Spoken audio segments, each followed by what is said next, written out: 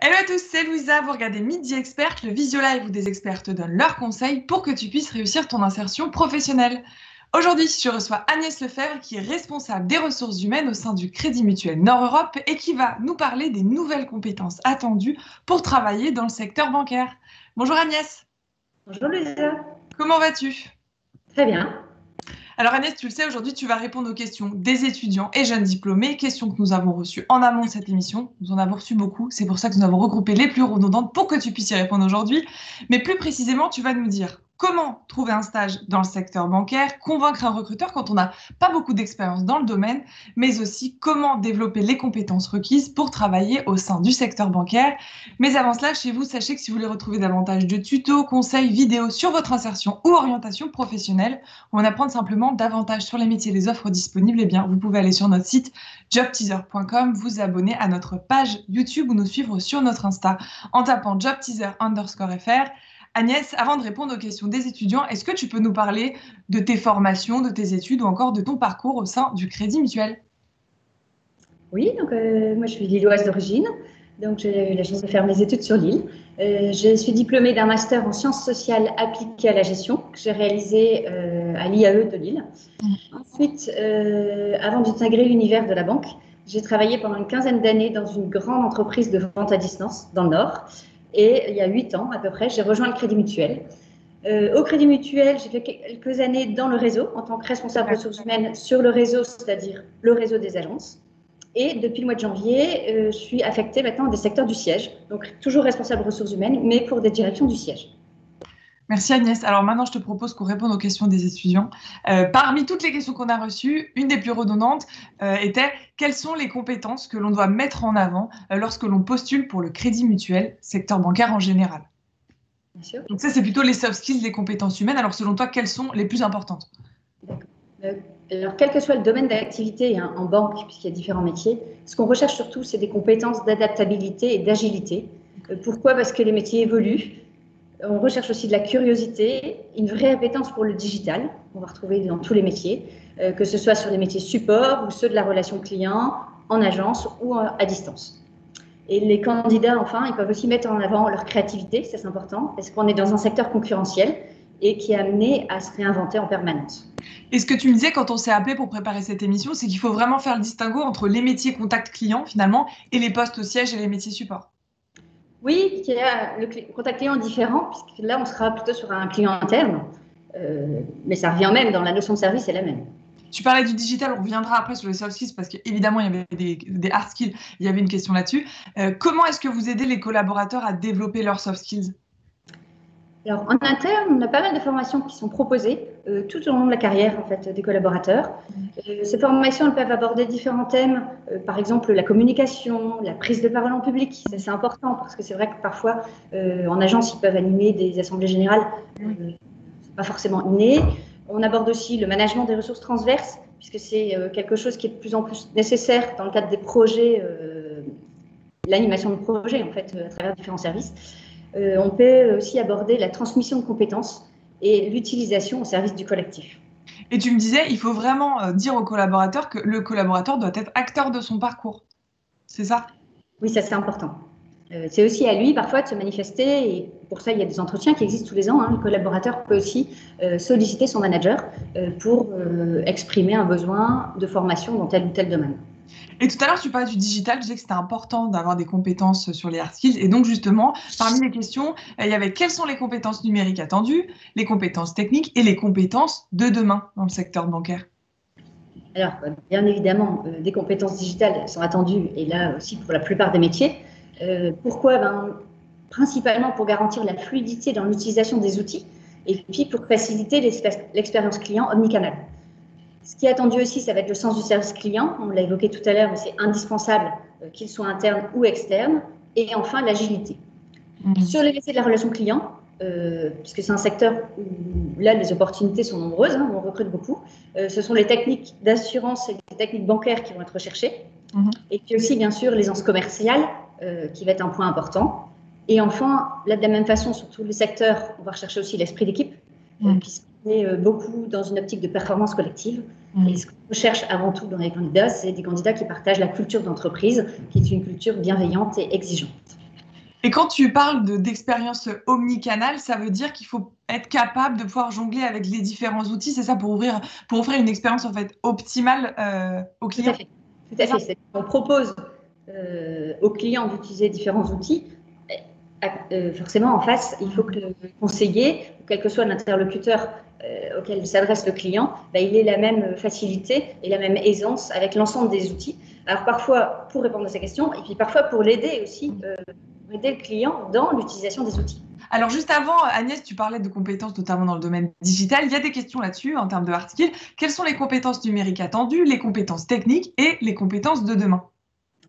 Alors, des compétences digitales, bien sûr, sont attendues dans la plupart des métiers, Mmh. notamment pour garantir la fluidité dans l'utilisation de nos outils et aussi pour faciliter l'expérience client omnicanal. Au-delà de ça, on attend aussi un sens du service client, c'est indispensable, que ce soit en interne ou en externe. De l'agilité aussi, bien sûr, pour s'adapter à nos process. Ensuite, en fonction des métiers, sur les métiers de la relation client, par exemple, c'est un secteur où les opportunités sont nombreuses.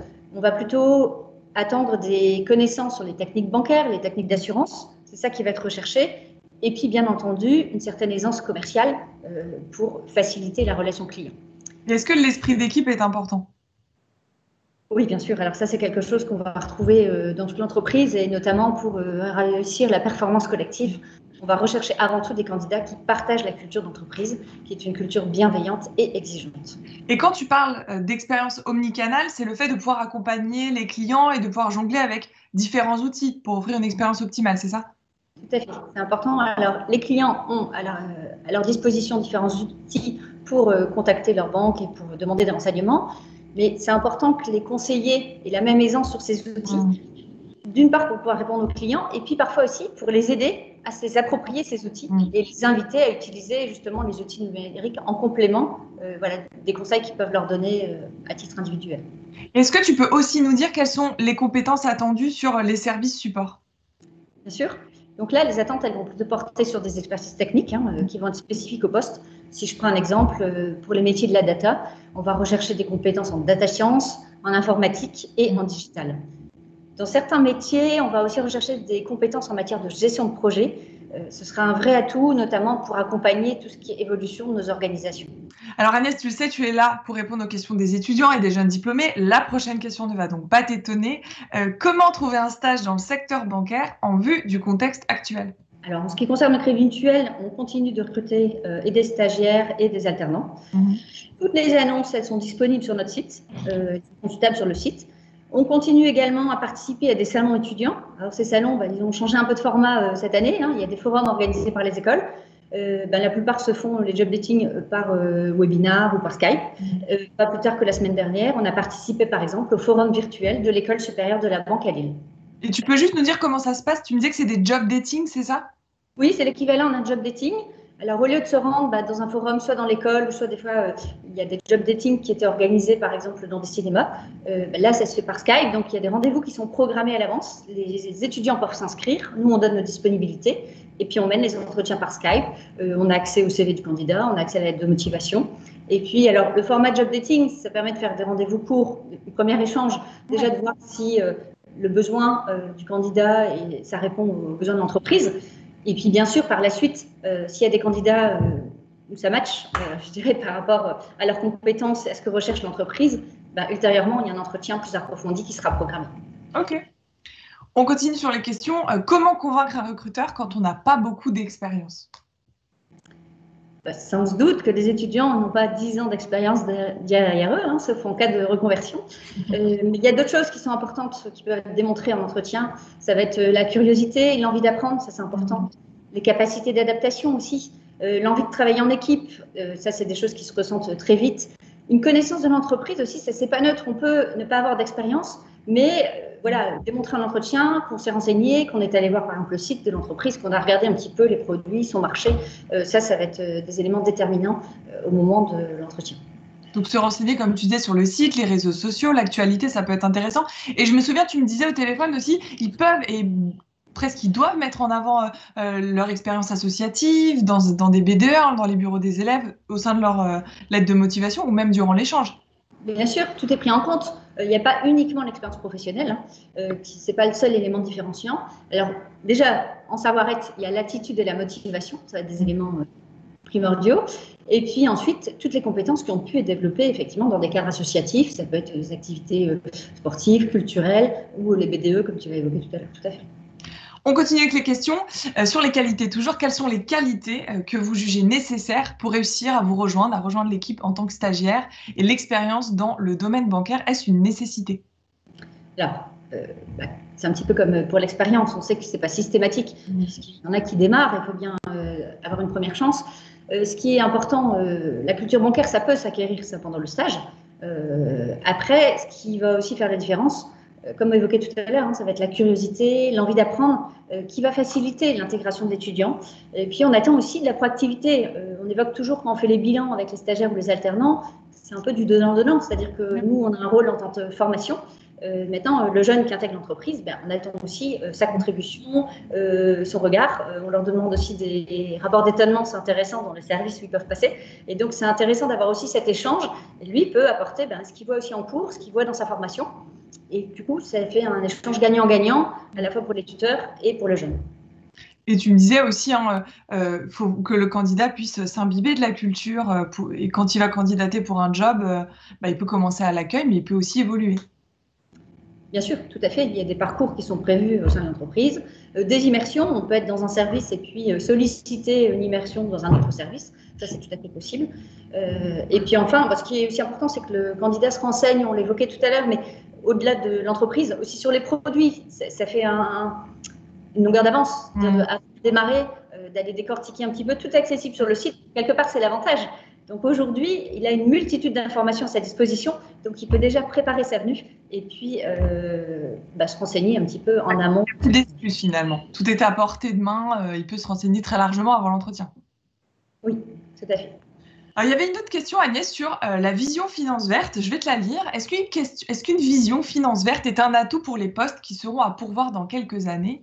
Et faut-il aussi développer des compétences au regard de cet enjeu?